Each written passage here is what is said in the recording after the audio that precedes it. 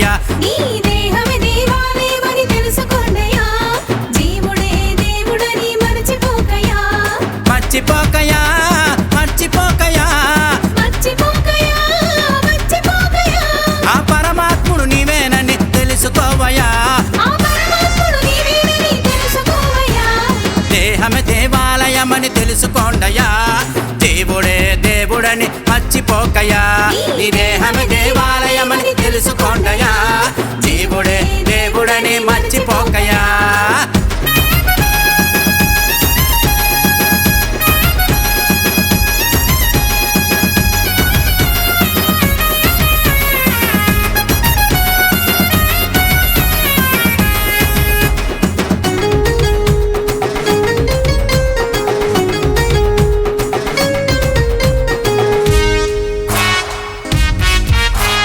చక్కనైన కిటుకు ఒకటి చెప్పుతానయ్యా. గమ్మున కూర్చుని మీరు వినుకోండయ్యా. చక్కనైన కిటుకు ఒకటి చెప్పుతానయ్యా. గమ్మున కూర్చొని మీరు వినుకోండయ్యా. చేతులు రెండు కలిపి కళ్ళను మాత్రం మూసి, చేతులు రెండు కలిపి కళ్ళను మాత్రం మూసి, కదలకుండా ఓ చోట కూర్చోండయ్యా. నీ శ్వాసే నీ శ్వాసే నీ శ్వాసే నీ గురువని అనుకోండయ్యా. ఆ శ్వాసను గమనిస్తూ గమ్మునుండయ్యా. నీ శ్వాసే నీ గురువని అనుకోండయ్యా. ఆ శ్వాసను గమనిస్తూ గమ్మునుండయ్యా. మూడో కన్ను నీకు తెలుస్తుందయ్యా. మూడో కన్ను నీకు తెలుస్తుందయ్యా. ఈ జీవుడే దేవుడని తెలుస్తుందయ్యా. ఈ జీవుడే దేవుడని తెలుస్తుందయ్యా. దేహమే దేవాలయమని తెలుసుకోండయ్యా. దేవుడే దేవుడని మర్చిపోకయ్యా. నీ దేహమే దేవాలయమని తెలుసుకోండయ్యా. దేవుడే దేవుడని మర్చిపోకయ్యా.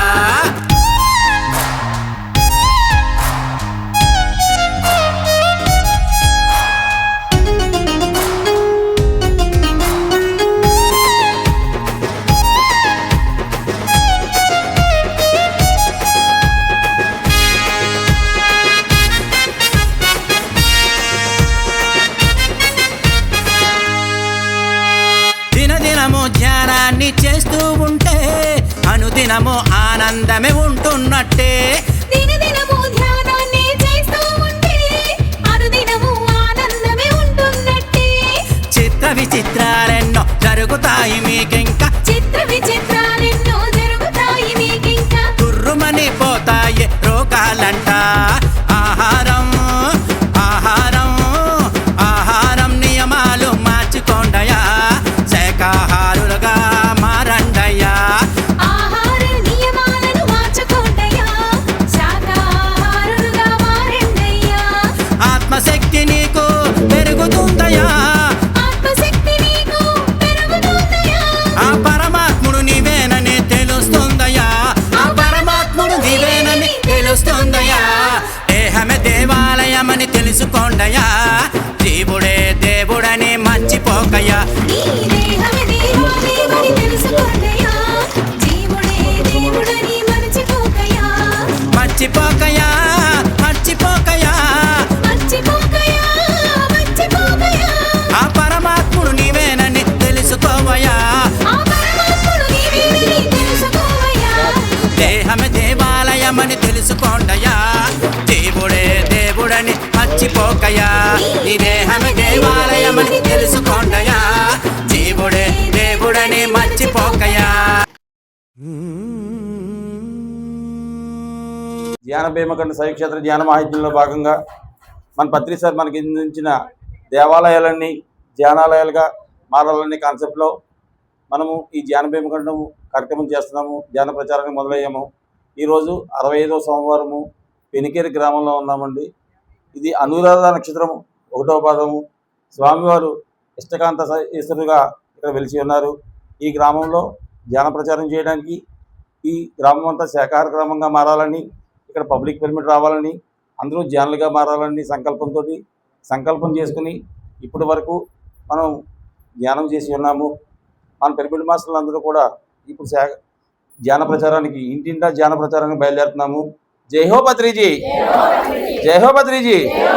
శాకార్ జగత్ కి, ధ్యాన్ జగత్ కి, పిరమిడ్ జగత్ కి, పెనికేరు గ్రామానికి, ధ్యాన భీమ ఖండానికి, ఇష్టకాంతేశ్వర స్వామి వారికి, అనురాధ నక్షత్రం 1వ పాదానికి, ఎన్ఎంసి ఛానల్ వారికి, ఈ ప్రచారంలో పాల్గొన్న ప్రతి మాస్టర్ కి జై హో బద్రీజీ, జై హో బద్రీజీ। Thank you. జై హో బద్రీజీ। రండి రండి బాగా చెప్పుకుంటూ వచ్చేయండి।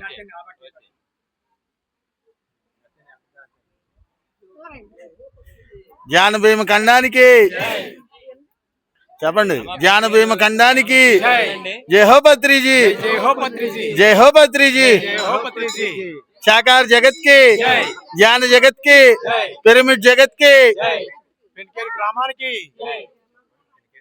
పెనికేరు గ్రామానికి జై హో బద్రీజీ, జై హో బద్రీజీ।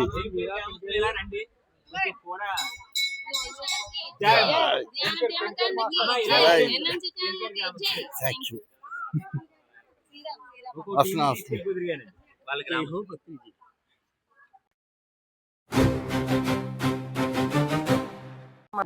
అది అది పక్కన అందక ఎలా పెట్టుకుని మన ముక్కులు గాలి అవుతుంది కదా, చేపెట్టుకోడా, చేపెట్టుకున్నావు అక్కడ, చేపెట్టుకో ఒకసారి, తగులుతుందా చేతికి, తగులుతుందా, ఆ గాలి ఎలా వెళ్తుంది ఎలా వస్తుంది దాన్ని గమనించు, కొలు మూసుకుని గమనించు, గమనించు 10 నిమిషాలు। అమ్మా ఇదిగో ఇదిగో ఇలా గమనించు, అది ఎలా వెళ్తుంది ఎలా వస్తుంది గమనించు। నీ మనసు ఈ ముక్కులోంచి లోపలికి వెళ్ళి బయటకు వచ్చే గాలి మీద పెట్టింది మనసు, మనసులో కనిపెట్టు।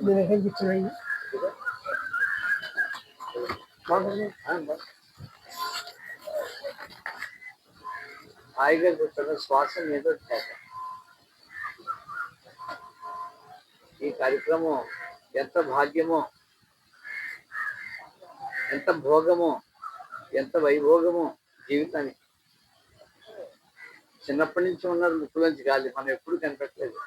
ఈ వేళ కనిపెడుతున్నామంటే ఈ వేళకి కర్మలన్నీ దగ్ధమయ్యే రోజు వచ్చింది, కళ్ళు తెరవరాదు। మన పాపాలన్నీ ప్రక్షాళన అయ్యే రోజు ఈ రోజుకి వచ్చిందమ్మా నీకు। నువ్వు ఎక్కడెక్కడి నుంచి వచ్చింది, నీకోసం వచ్చి ఉంటాం। ధ్యానాగ్ని కర్మ దగ్ధానం, ధ్యానం అనే అగ్నిలో ఈ కర్మలన్నీ దగ్ధం అవుతాయి అన్నది భగవద్గీతలో చెప్పారు శ్రీకృష్ణ పరమాత్ముడు, అర్జునుల వారికి బోధించాడు। నాయనా ఈ జీవితంలో ఈ కష్టాలు ఏంటి, ఈ విరోధాలు ఏంటి, ఈ యొక్క ఆవేశాలు ఏంటి, ఈ పేదరికం ఏంటి, ఈ ఇబ్బందులు ఏంటి బాబు, ఈ జీవితం ఏంటో నాయన ఎలా ఉందని అర్జునుడు ఆలోచించుకుంటూ, ఇది ఇలా ఉంటుండగా ఇంతమందిని చంపమంటావా బావా, యుద్ధం చేయవలసిన పనే ఉందిరా బాబు, నేను చేయను బాబు అని। నాయన నువ్వు యుద్ధం చేసేవాడు నువ్వు కాదు, చనిపోయేవాళ్ళు నీ వల్ల చనిపోయేవాళ్ళు కాదు, ఇది నీ కర్తవ్యం నాయన। ఈ మనిషి శరీరంలో ఉన్నటువంటి ఈ మహాశక్తివంతమైనటువంటి ఈ యొక్క ప్రాణశక్తితో నువ్వు ఏకమయ్యేవంటే నీ వాళ్ళెవరో నువ్వెవరో నీకు తెలుస్తుంది నాయన। నీ జీవితం నీకు అర్థమవుతుంది బాబు, నీ కష్టాలు ఎందుకు వస్తున్నాయో నీకు తెలుస్తుంది బాబు, నీ యొక్క విరోధాలు ఎందుకు వస్తున్నాయో నీకు తెలుస్తుంది బాబు।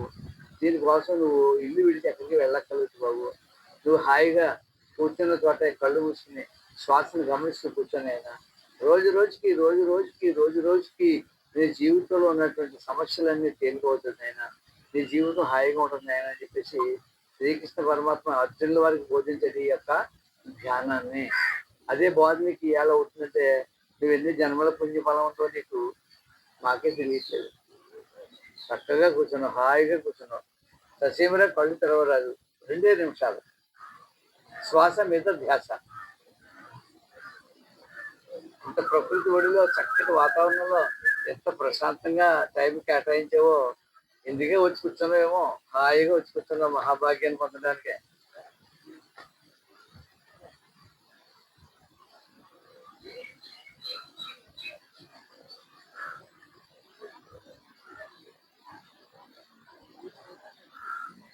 ఆఖరి 2 నిమిషాలు మాత్రం శ్వాస మీద ధ్యాస। ఏ మతానికి సంబంధించింది కాదు, ఏ మంత్రము కాదు, ఏ దైవ నామస్మరణ లేదు, ఏ దైవ రూపాన్ని ఊహించుకోరాదు। ఊహించుకోరాదు. ధ్యానమే మహాభాగ్యం, మహావైభోగము. దీనికోసం దేన్ని విడిచిపెట్టక్కలే. వైరాగ్యం లేదు, వైభోగమే జీవితం. ధ్యానం చేయువారు ధన్యులు. వారు శారీరక అనారోగ్యాల నుంచి, వాతావరణ పరిస్థితుల నుంచి, ప్రకృతి వైపరీత్యాల నుంచి వారు తట్టుకునే శక్తివంతులుగా తయారు కాగలరు. ధ్యానము ద్వారా 10 మందికి ఆదర్శప్రాయంగా కాగలరు.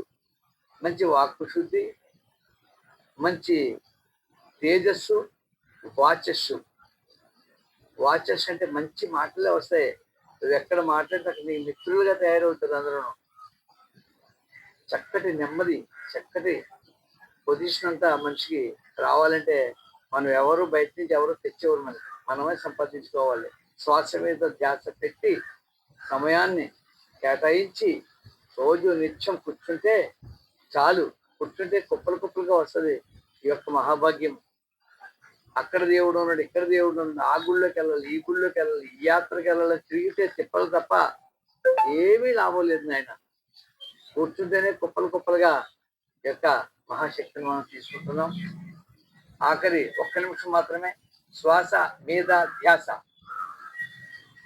ససేమిరా కళ్ళు తెరవమనే వరకు కళ్ళు తెరవరాదు. ప్రకృతి మాత్రం చూస్తూ ఉంది. ఆహా, ఏనాటికి కర్మ ప్రక్షాళన అయింది వీళ్ళకి. ఇప్పటి వరకు నన్ను తెలుసుకోలేదు, ఇప్పుడు తెలుసుకుంటా ఉన్నారా, నాకు ఆనందంగా ఉంది, ఇప్పటికైనా తెలుసుకుంటున్నావు అని సంతోషిస్తుంది ప్రకృతి మాత. పొలకించిపోతుంది ప్రకృతి మాత. సింధులు వేసేసి నాట్యం చేస్తుంది ప్రకృతి మాత. నన్ను ఆశీర్వదిస్తుంది ప్రకృతి మాత.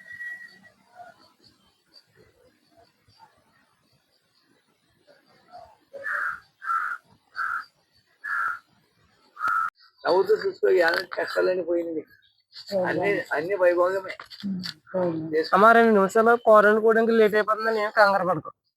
అలా కాదు, 5 నిమిషాలు ధ్యానం చేసుకున్నావు కదా, నీ జీవితమే సుందరవనంగా మారిపోతుంది. ఈ రోజు నుంచి అర్థమవుతుందా? నీ కూర నువ్వు రోజు 5 నిమిషాలు ఉంటావు, 1 నిమిషాలు అయిపోతుంది. నువ్వు ధ్యానం చేసుకోవడం వల్ల నీకు ఆరోగ్యం బాగుంటదమ్మా, మనశ్శాంతిగా ఉంటది. ఎందుకంటే పొద్దున్న అయితే ఇంట్లో అవి రకరకాల తలపోట్లు అవన్నీ ఎగిరిపోతాయి ధ్యానం చేసుకోవడం వల్ల. పైగా నీ కుటుంబంలో అందరూ నేను గౌరవిస్తారు. ఎందుకంటే నువ్వు ఎప్పుడైతే ధ్యానం చేస్తావో నీకు రకమైన ఆరాశక్తి పెరిగిపోయి ఇలాగమ్మా నీకు అన్ని రకాలుగా అన్ని సమకూరుతాయి. వంట 2 నిమిషాలు లేట్ అయినా పర్లేదు, ధ్యానం చేయడం మానవద్దు. ఓకేనా?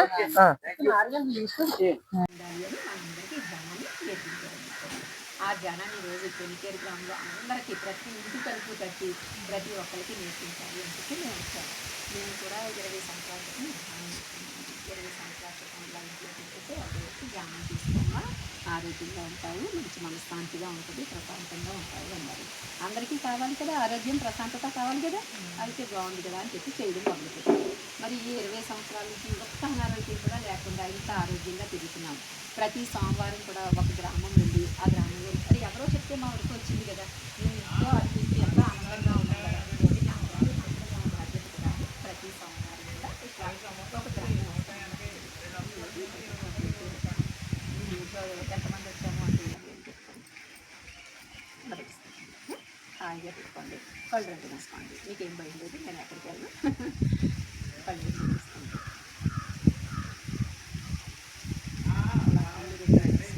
మనం శ్వాసను గమనించాలి. శ్వాస అంటే తెలుసు కదా, ముక్కు ద్వారా మనం లోపలికి పీల్చుకుంటున్నాము, బయటకు వదులుతున్నాము, దాన్ని శ్వాస అంటాము. కళ్ళు 2 మూసుకుని ఆ శ్వాసను అలా గమనించాలి. ఎలా వెళ్తుంది గాలిలో, ఎలా వస్తుంది, ఎలా శ్వాసని గమనించాలి. ధ్యానము అంటే శ్వాస మీద ధ్యాస, అంటే మన దృష్టిని మన శ్వాస మీద పెట్టడమే ధ్యానము అంటే. ఎందుకంటే కళ్ళు 2 మూసుకోగానే సహజంగా ఏం జరుగుతుంది అంటే మన మనసు ఏదో ఆలోచనలన్నీ గుర్తు చేస్తూ ఉంటుంది.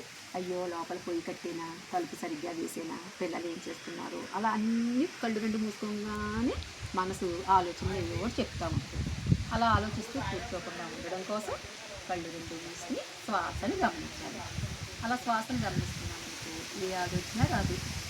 కళ్ళు 2 మూసుకుని మనం ఓకే ఆ గురువులకి ఒకసారి మళ్ళీ క్లాస్ కొడదామా?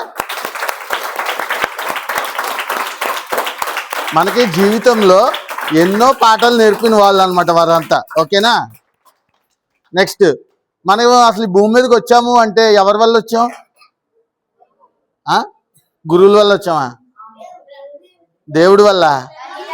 తల్లిదండ్రుల వల్ల వచ్చాం. Very good. ఒకసారి ఆ తల్లిదండ్రులకి ఒకసారి క్లాస్. ఓకే, తల్లి, తండ్రి, గురువు, దైవం, ఈ 4 మెయిన్ ఇంపార్టెంట్ మనకి. ఓకే, 4. ఈ 5వది కూడా ఉంది. 5వది ఎవరు? నీ యొక్క స్నేహితుడు. ఓకే, ఈ 5గురు తల్లి, తండ్రి, గురువు, దైవం, స్నేహితుడు మనకి ఎంతో ఇంపార్టెంట్. అవునా? మన లైఫ్లో వాళ్ళందరినీ కూడా ఎప్పుడు ప్రేమించాలి. నేనైతే మా పేరెంట్స్ని ప్రేమిస్తున్నా. అలా మీలో ఎంతమంది మీ పేరెంట్స్ ప్రేమిస్తున్నారు? Very good. నేనైతే మా టీచర్స్ని ప్రేమిస్తున్నా, నాకు పాఠాలు నేర్పిన గురువుల్ని అందరినీ ప్రేమిస్తున్నా. అలా మీరు ఎంతమంది ప్రేమిస్తున్నారు? నిజంగా చెప్పాలి. ఇది మాత్రం నేను ఒప్పుకోను. ఏదో ఎత్తమందాను కదా అని ఎత్తేయకూడదు. నిజం చెప్పాలి. టు బి ఫ్రాంక్, నిజంగా ఇష్టపడతారా? Okay, next. మరి ఫ్రెండ్స్ అంటే ఎంతమందికి ఇష్టం? నాకైతే చాలా ఇష్టం. మా ఫ్రెండ్స్తో ఆడుకుంటూ ఉండేవాడిని నేను. అది మాత్రం బాగా హుషారు వస్తుంది. Okay, friends. అసలు ఫ్రెండ్షిప్ అంటే ఏంటి? నేను అది అడిగానా? చెప్పాలి. ఫ్రెండ్షిప్ అంటే ఏంటి? సరే నేను చెప్పనా? నీ యొక్క బాధని కానీ, నీ యొక్క కష్టాలని కానీ, ఏదైనా సరే తల్లిదండ్రుల తర్వాత నిన్ను సమానంగా భరించేవాడు ఎవడైనా ఉన్నాడా అంటే ఈ భూమి మీద ఆ ఫ్రెండ్ ఒక్కడే. నువ్వు వాడిని ఎదవా అన్నా సరే వాడు పడతాడు. ఒరే నాన్న నువ్వు గుడ్ బాయ్ రా అన్నా సరే వాడు పడతాడు. అవునా? పడతాడా? వాడు నిన్ను తిడుతున్నాడని నువ్వు కోపడతావు వాడి మీద. అవునా? కానీ నిజానికి నిన్ను తిడుతున్నాడంటే, నీలో ఒక లోపాన్ని ఎతుకుతున్నాడంటే అతను నీ మంచి కోరేవాడు అన్నమాట. అందుకే మన ఫ్రెండ్స్ అందరికీ ఒకసారి క్లాస్ కొడదాం ఫ్రెండ్స్ కోసం. ఓకే,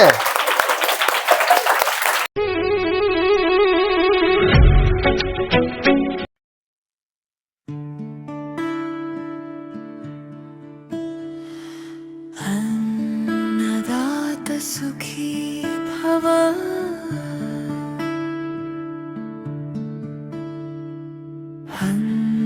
अन्नदाता सुखी भव,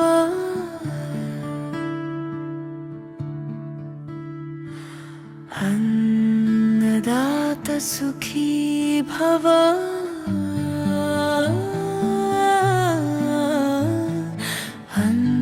अन्नदाता सुखी भव,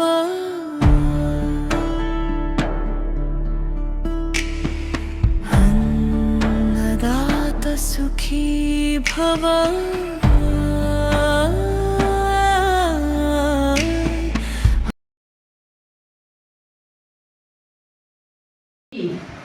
ప్రపంచమంతా తిరిగి శ్వాస మీద ధ్యాస, శ్వాసని గమనిస్తూ ఉంటే ఎటువంటి ఆలోచనలు రావు.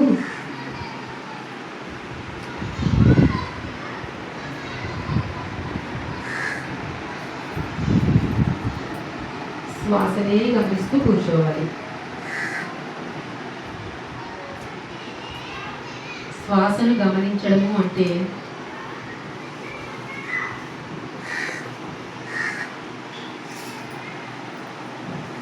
జరిగిపోయిన విషయాల్ని, భవిష్యత్తుని ఏవి అన్నింటినీ వదిలేసి ఈ ప్రస్తుత క్షణంలో ఉండడం శ్వాసను గమనించడము అంటే.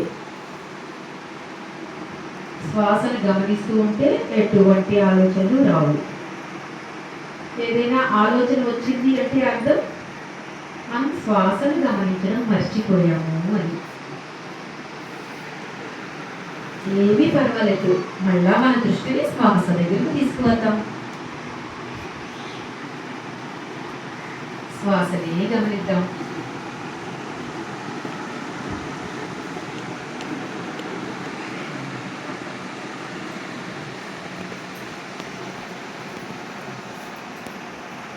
ఇలా ప్రతిరోజు హాయిగా కూర్చోవడం, కళ్ళు రెండు మూసుకోవడం, మన శ్వాసను గమనించడం, అంతే ధ్యానము అంటే.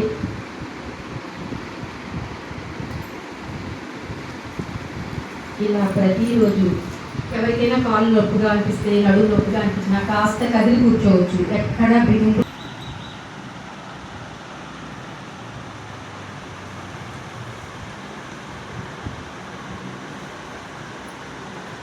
శ్వాసనే గమనిద్దాం. ఇంకొక నిమిషం పాటు ఇట్లానే కూర్చొని విడదీసి 2 కళ్ళపై బోధించుకుందాం. అలా 2 చేతులు విడదీసి 2 కళ్ళపై అలా 5 సెకండ్స్ ఉండాలి. 5, 4, 3, 2, 1. 2 అరచేతుల్ని చూస్తూ కళ్ళు తెరుద్దాం. అద్భుతమైన ఈ ధ్యానానికి గట్టిగా అభినందన.